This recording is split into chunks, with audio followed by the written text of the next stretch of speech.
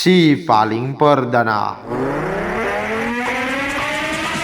Robert Francis Prevost terpilih sebagai paus baru setelah konklav yang diadakan di Kapel Sistina Vatikan pada 7 Mei 2025, menggantikan Paus Fransiskus yang wafat pada 21 April 2025. Setelah 3 putaran pemungutan suara, asap putih keluar dari cerobong Kapel Sistina menandakan terpilihnya paus baru, yaitu Robert Francis Prevost, seorang berkebangsaan Amerika Serikat berusia 69 tahun. Prevost yang kini dikenal sebagai Paus Leo ke-14 disambut dengan sorak-sorai dari umat Katolik di Basilika Santo Petrus setelah pengumuman resmi terpilihnya. Terpilihnya Paus Leo ke-14 menandai sejarah baru bagi gereja Katolik sebagai paus pertama yang berasal dari Amerika Serikat dan disambut dengan antusiasme dan sukacita oleh umat Katolik di seluruh dunia.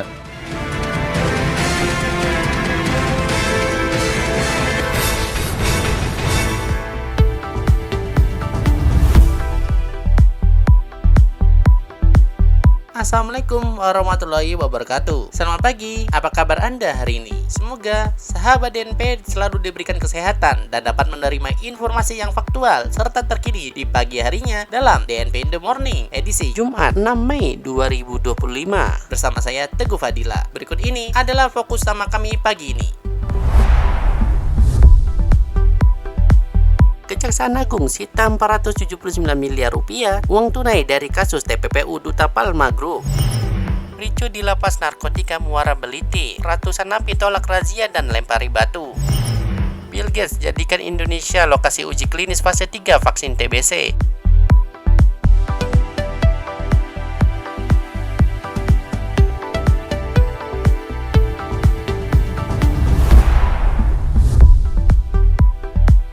Kejaksaan Agung menyita uang tunai senilai 479 miliar rupiah yang terkait dengan kasus tindak pidana pencucian uang atau TPPU dalam kegiatan usaha perkebunan sawit PT Duta Palma Group. Uang dalam pecahan 100 ribu rupiah itu dipamerkan ke publik dalam tumpukan panjang sekitar 5 meter, dibungkus rapi dalam plastik. Direktur Penuntutan Jampitsus Sutikno menyebut bahwa kasus ini sudah masuk ke tahap penuntutan dan uang tersebut diduga merupakan hasil kejahatan yang hendak dikirimkan ke Hong Kong melalui jasa perbankan. Uang itu diblokir lebih dulu oleh penyidik usai mendapatkan informasi mengenai rencana pengiriman dana oleh anak usaha PT Darmex Plantation, yaitu PT Deli Muda Perkasa dan PT Taluk Kuantan Perkasa. Setelah proses koordinasi dengan jaksa penuntut umum, 479 miliar 175 juta 79.148 rupiah itu resmi disita sebagai barang bukti. Langkah ini mempertegas komitmen Kejagung dalam menindak tegas praktik pencucian uang oleh korporasi dalam sektor perkebunan kelapa sawit.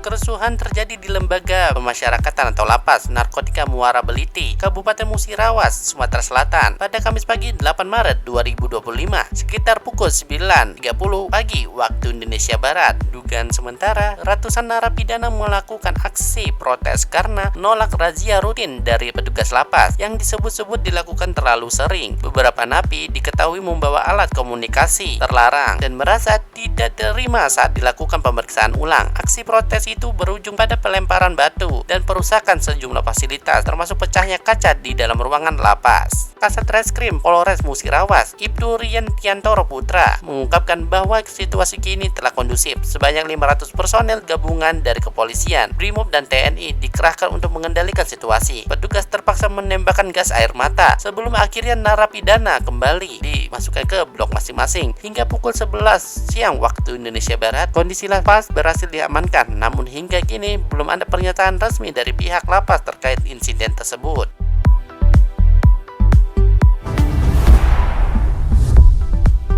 Senjata yang digunakan oleh oknum TNI AL Klasi 2 Dede Irawan untuk membunuh Hasviani yang berumur 37 tahun alias Ima bukanlah senjata dinas resmi TNI AL, melainkan senjata api pribadi milik pelaku. Hal ini diungkapkan oleh Auditor Militer Letkol CHK Bambang Permadi dalam persidangan di Pengadilan Militer I01 Banda Aceh yang digelar secara maraton selama 3 hari terakhir di Pengadilan Negeri Lok Sumawe.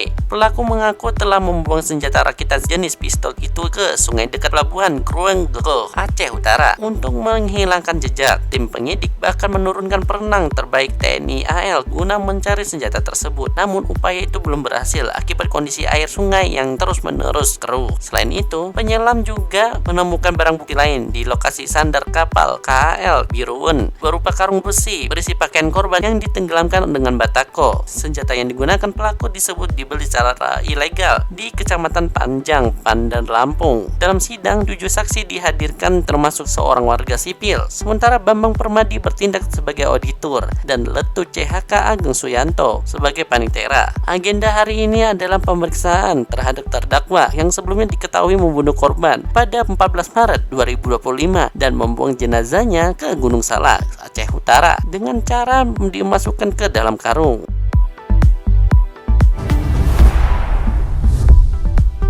Presiden Prabowo Subianto mengumumkan bahwa Indonesia akan menjadi salah satu lokasi uji coba vaksin tuberkulosis atau TBC yang dikembangkan oleh Bill and Melinda Gates Foundation. Vaksin yang diuji yakni M72/AS01E telah memasuki fase uji klinis tahap 3 dan melibatkan sekitar 20.000 peserta di 5 negara termasuk Indonesia. Di dalam negeri sebanyak 2.000 peserta telah mulai divaksinasi sejak Maret 2024. Selain M72, Indonesia juga terlibat dalam 2 uji klinis vaksin TBC lainnya. Yang pertama dari BioNTech dan Sinobio. Keterlibatan Indonesia dalam program ini dinilai penting mengingat beban TBC nasional yang tinggi, lebih dari 1 juta kasus baru dan sekitar 130.000 kematian pada tahun 2023. Program vaksinasi ini tidak hanya fokus pada pengembangan vaksin, tetapi juga diperkuat oleh inisiatif pemerintah dalam deteksi dini lewat program cek kesehatan gratis atau CKG. Dengan sinergi ini, diharapkan angka insiden dan kematian akibat TBC dapat ditekan secara signifikan pada tahun 2030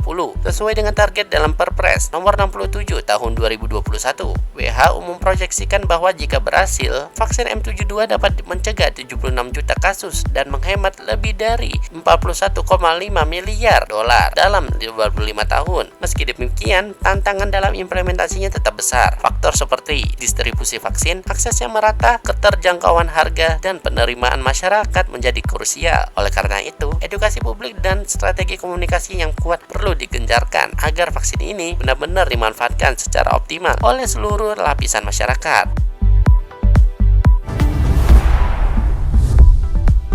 Sebuah video viral memperlihatkan momen yang tak terduga saat Wakil Presiden Gibran Rakabuming Raka nyaris dicium oleh seorang ibu saat berkunjung ke Kupang, Nusa Tenggara Timur pada 7 Mei 2025. Dalam video berdurasi 6 detik tersebut, Gibran terlihat sedang berada di sebuah desa di Kabupaten Kupang, ditemani oleh beberapa pejabat termasuk Menteri Pertanian Amran Sulaiman. Seorang perempuan berbaju hitam yang sedang menyalami Gibran tampak hadir merangkul dan mencium pipinya. Namun, Gibran segera menghindar dengan menarik wajahnya ke belakang. Aksi tersebut langsung digagalkan oleh Pas Pampres dan Gibran melanjutkan interaksinya dengan warga lain. Peristiwa itu menjadi bahan perbincangan netizen dengan berbagai tanggapan di media sosial. Selama kunjungannya ke NTT, Gibran mendatangi sejumlah lokasi seperti SD Inpres Kaniti, area persawahan di Desa Baumata Utara, serta Bendungan Manikin di Desa Bokong yang membagikan perlengkapan sekolah kepada murid-murid dan berfoto bersama guru serta warga. Namun, Gibran enggan memberikan keterangan kepada media dan meminta agar wartawan menghubungi Gubernur NTT, Melki Lakalena, untuk penjelasan lebih lanjut. Malam sebelumnya, Gibran juga menghadiri pertunjukan seni budaya di halaman Gedung Sasando, di mana ia hanya duduk tenang tanpa banyak bicara. Gubernur Melki dalam sambutannya menyampaikan terima kasih atas kehadiran Gibran dan menekankan bahwa acara tersebut bertujuan mendukung budaya serta ekonomi kreatif di NTT. Organisasi sayap Partai Golkar, Musyawarah Kekeluargaan Gotong Royong atau MKGR, menyatakan keterbukaannya terhadap kehadiran Joko Widodo, putranya sekaligus Wakil Presiden Gibran Rakabuming Raka, jika ingin bergabung ke dalam organisasi tersebut. Pernyataan ini disampaikan oleh Ketua Umum DPP MKGR, Hadis Qadir, dalam konferensi pers di Jakarta pada Rabu 7 Mei 2025, yang menegaskan bahwa MKGR adalah ormas yang inklusif dan siap menerima siapapun yang belum tergabung dalam ormas lain. lain, termasuk Jokowi dan Gibran, sepanjang memenuhi ketentuan administratif. Pernyataan MKGR ini muncul setelah diskursus yang berkembang tentang arah politik Jokowi dan keluarganya pasca pemilu. Jokowi sendiri sebelumnya menggulirkan gagasan mengenai partai politik yang super terbuka atau super TBK. Istilahnya mengacu pada keterbukaan kepemilikan dan partisipasi seperti dalam sistem perusahaan publik. Gagasan ini menurut Jokowi telah diakomodasi oleh Partai Solidaritas Indonesia atau PSI yang kini dipimpin oleh putra bungsunya Kaisang Pangarep. Dengan wacana ini semakin menguat persepsi bahwa Jokowi tengah mendorong perubahan paradigma dalam politik nasional menuju keterbukaan, demokratisasi internal partai, dan perlibatan publik secara luas. Sementara itu, MKGR melalui keterbukaan yang bisa jadi memosisikan diri sebagai wadah alternatif yang siap menampung figur nasional sekaliber Jokowi dan Gibran jika mereka memutuskan untuk aktif secara terstruktur di jalur organisasi kemasyarakatan.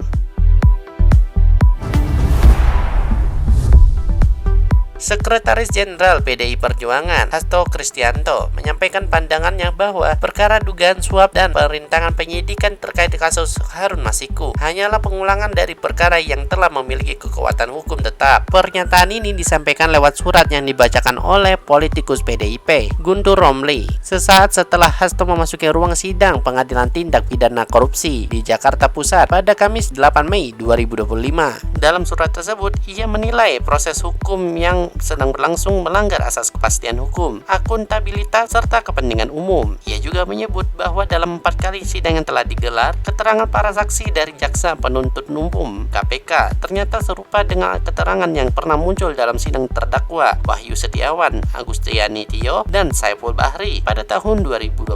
Hasto menekankan bahwa jika kehidupan bernegara dijalankan tanpa kepastian hukum, maka sistem hukum akan kehilangan keadilannya. Ia berpendapat bahwa ketiadaan supremasi hukum akan berdampak serius terhadap stabilitas politik, ekonomi, dan sosial. Dalam surat tersebut, ia juga menyampaikan kekhawatiran bahwa bila perkara yang sudah berkekuatan hukum tetap bisa diulang kembali, maka sistem hukum akan runtuh. Dalam kasus ini, Hasto didakwa menyuap Komisioner KPU Wahyu Setiawan agar Harun Masiku bisa menduduki kursi DPR RI lewat mekanisme pergantian antar waktu periode 2019 hingga 2024. Selain itu, ia juga diduga menghalangi penyidikan terhadap Harun Masiku yang telah buron sejak 2020.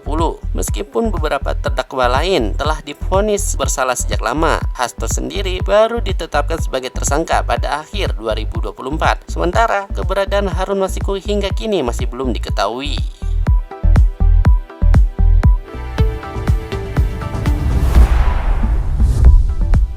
Demikian DNP in the Morning edisi pagi ini. Tetap dengarkan kami setiap Senin hingga Jumat di platform podcast kesayangan Anda setiap paginya, serta di kanal YouTube kami DNP Media Network. Layangkan kritik dan saran Anda di email kami redaksi@dnpmedianetwork.com. Ragam informasi yang faktual dan terkini lainnya dapat Anda baca di situs kami di www.dnpmedianetwork.com. Mewakili kerabat kerja yang bertugas, saya Teguh Fadila pamit undur diri. DNP Integrated News, lebih informatif, lebih terinformasi. Selamat pagi Indonesia dan selamat beraktivitas.